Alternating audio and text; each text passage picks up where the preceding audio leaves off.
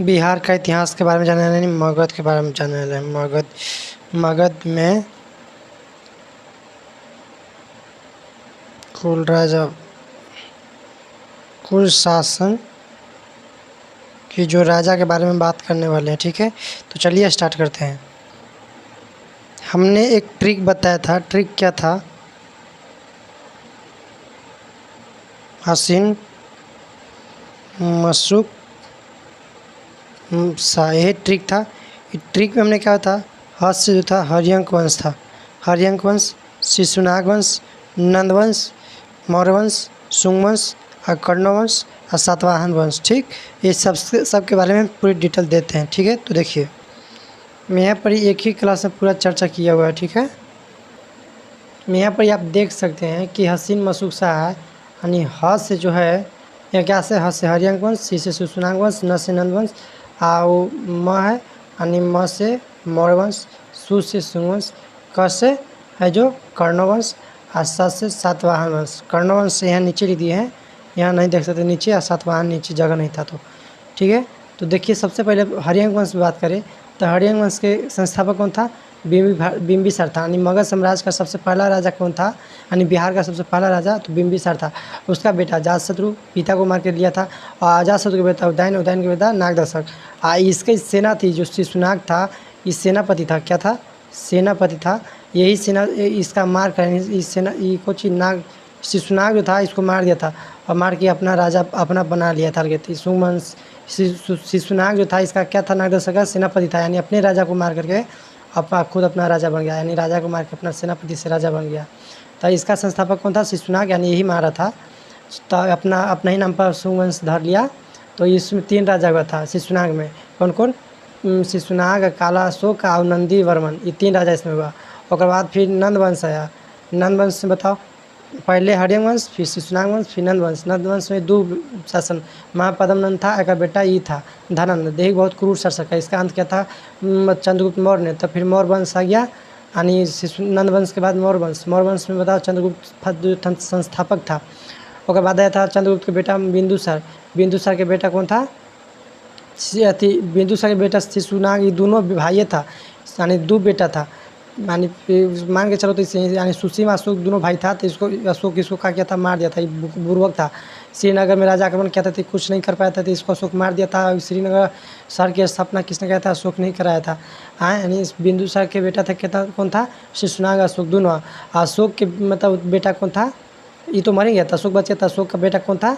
कुणाल। कुणाल के बेटा दशरथ। दशरथ के बेटा बृहरथ। यानी मौर्य वंश का अंतिम संस्थापक की बात करें तो बृहरथ। नंद वंश का अंतिम संस्थापक धनानंद। अगर शिशुनाग वंश का अंतिम संस्थापक तो नंदीवर्मन। अगर हर्यंक वंश का अंतिम संस्थापक बोले तो नागदशक। अब हम बात करेंगे शुंग वंश का। ठीक, ये पुष्यमित्र था और देवभूति था। पुष्यमित्र और देवभूति, ये इसका बृहद रथ मतलब सेनापति इसको मार के बन गया था। ठीक है, अब कर्णो वंश की बात करेंगे यहाँ पर ही। कर्णो वंश कौन कौन था? वासुदेव, पुष्यमित्र, तारणी, यही 4 राजा था। और लास्ट में था सातवाहन वंश। तो इसमें भी मतलब कुल 5 राजा था। सिमुख है, हॉल है, गौतमी पुत्र सातकर्णी, वशिष्ठ पुत्र सातकर्णी, यज्ञ श्री सातकर्णी, यानी यही था कोची मौर्य वंश के कुल राजा, यानी मगध के कुल मौर्य वंश। मगध साम्राज्य यानी बिहार के बारे में, मगध साम्राज्य के हम मौर्यकालीन यानी बात करें आर्थिक व्यवस्था, सामाजिक व्यवस्था, इस सब के बारे में, तो देखेंगे क्या उसमें कि आर्थिक व्यवस्था था, यानी अपने पेट भरने के लिए उसमें कि क्या साधन था। तो पहले में आप लोग तो देख लिए होंगे कि मौर्यकालीन में आर्थिक व्यवस्था का कारण क्या था। पहला कृषि था, दूसरा पशुपालन था, तीसरा कारखाना था। यह अर्थव्यवस्था के मुख्य आधार था, यानी यही सबसे पेट का मतलब चलता था। शिक्षा का उस समय प्रमुख केंद्र था कहाँ? तक्षशिला में था।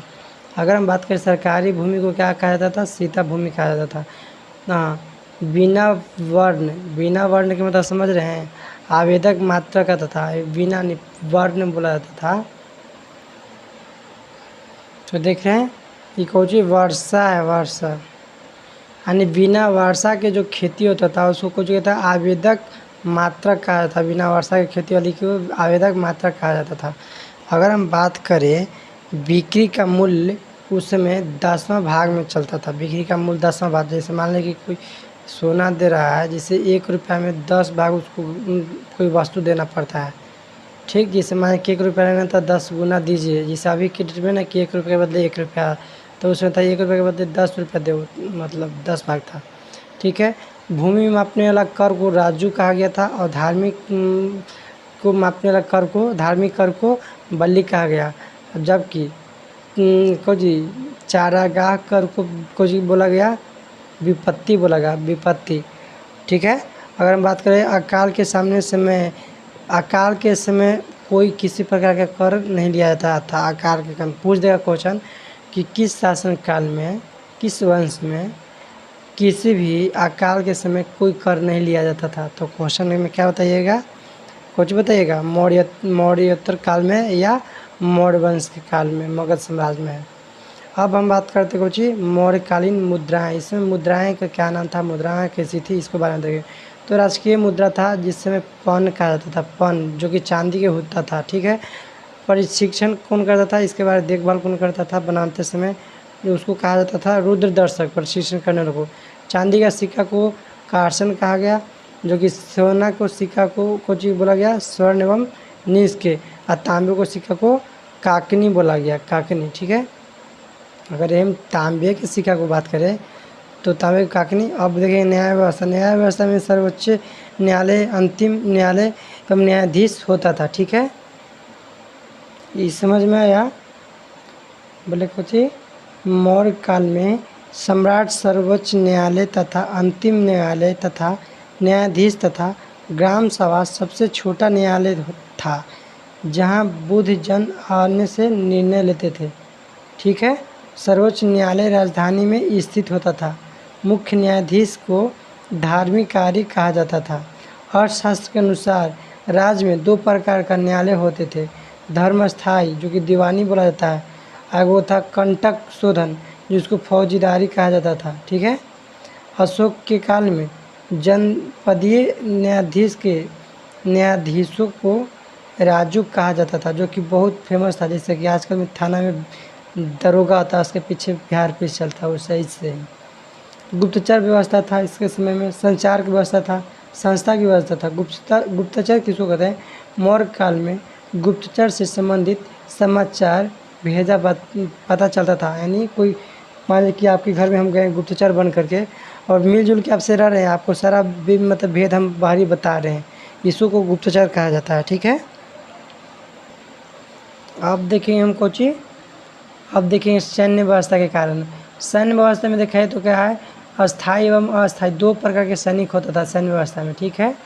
और रुद्र क्षेत्र के द्वार पर, मोहरा पे कौन रहता था, नायक रहता था, नायक कहा जाता था, जो कि रुद्र क्षेत्र में रहता था। ठीक है। मौर्यकालीन सेना नंदों में 3 गुना अधिक थी। ठीक ना, मौर्यकालीन सेना नंद वंश यानी नंदों से 3 गुना अधिक थी। सेना के अगर भाग बोला जाए तो सेना को 3 भागों में बांटा था। फौजी पुश्तैनी सेना, भाटक सेना और नवल पारिका सेना 3 भागों में बांटा था। किसके आचार्य के द्वारा, किसकी कौटिल्य के द्वारा। प्रशासनिक व्यवस्था की बात करें तो प्रशासनिक व्यवस्था यही है। इस समय प्रशासनिक व्यवस्था को बताओ, प्रशासनिक को कुछ अध्यक्ष कहा जाता था, प्रशासनिक को अध्यक्ष, जैसे सीताध्यक्ष, सीता को जो कृषि विभाग यानी भूमि को सीता कहा जाता है, सीताध्यक्ष कृषि विभाग को, आकाराध्यक्ष खनन विभाग को, लक्ष्मणाध्यक्ष मुद्रा विभाग को, राक्षिणाध्यक्ष पुलिस विभाग को, राक्षिण जो तो राक्षस कहते हैं पुलिस को, धर्मस्थायी दीवानीय न्यायाधीश को बोलते हैं, समाहर्ता टैक्स का या कर वाला के बोलते हैं। अगर हम बात करें सन्निधाता को तो कोषाध्यक्ष को कहते हैं, आटविक को बात करें तो जंगल की अधिकारी को कहते हैं। तो ये था हमारा मौर्योत्तर काल के कुछ प्रशासनिक व्यवस्था। ठीक है। आप देख लियोगे एक बार में अच्छी से, आर्थिक व्यवस्था, सामाजिक व्यवस्था, प्रशासनिक व्यवस्था। इसमें सामाजिक जीवन के बारे में पूछ रहा है वही मौर्यकालीन में, तो इसमें बता देंगे सामाजिक जीवन में अशोक के बौद्ध धर्म के को अपना लिया, किंतु वह दूसरे धर्म का भी आदर करता था। हिंदू धर्म त्यागने के बाद भी अशोक ने अपने नाम को देवानाम प्रियदर्शी जोड़ा, जो कि संस्कृति भाषा का है। ठीक है। अशोक ने 11वें शिलालेख में आदेश दिया है कि ब्राह्मणों को कोई नहीं सताएगा। अशोक ने जीवन सांप्रदायिक भक्तों को गया की 4 गुफा दे दिया। अशोक ने पशु बलि पर पूर्णतः निबंध लगा दिया। यज्ञ तथा कर्मकांड पर रोक लगा दिया, जिस कारण ब्राह्मणों की आय में बहुत कमी आ गई। ठीक है, यही था सामाजिक जीवन के बारे में। कुछ और बात है जो अभी बताते हैं। यहाँ पर प्रशासनिक व्यवस्था जो बता दिया, सीताध्यक्ष को कृषि विभाग बोला जाता है, लक्ष्मणाध्यक्ष को मुद्रा विभाग बोला जाता है। ये सब था प्रमुख कार्य। और देख लेंगे, ये देख लीजिए प्रशासनिक व्यवस्था के बारे में बात किया है। एक बार देख लीजिएगा कि अर्थशास्त्र में उल्लेखित तीर्थ है, यानी बोला जाता है अमात्य को क्या कहा जाता है। जैसे अमात्य मतलब रहता था प्रधानमंत्री, हमने के जैसे आज प्रधानमंत्री नरेंद्र मोदी है, उसी समय दरबार में एक प्रधान होता था जिसको अमात्य कहा जाता था। ठीक है, पुरोहित को धर्म एवं दान विभाग का प्रदान कहा जाता था। सेनापति को क्या कहा जाता था, सैन्य विभाग का प्रधान कहा जाता था। युवराज को राजपुत्र कहा जाता था। द्वारिका को क्या कहता था, राज दरबार बोला था। इसी तरह से विभिन्न नाम था, एक बार देख लेंगे। ठीक है, तो ये था मौर्यकालीन आर्थिक व्यवस्था या सामाजिक व्यवस्था, सैन्य व्यवस्था, वास्तुकला। ठीक है, अब अगली क्या बात करेंगे, इसे हम ब्राह्मण साम्राज्य के बारे में। ठीक है।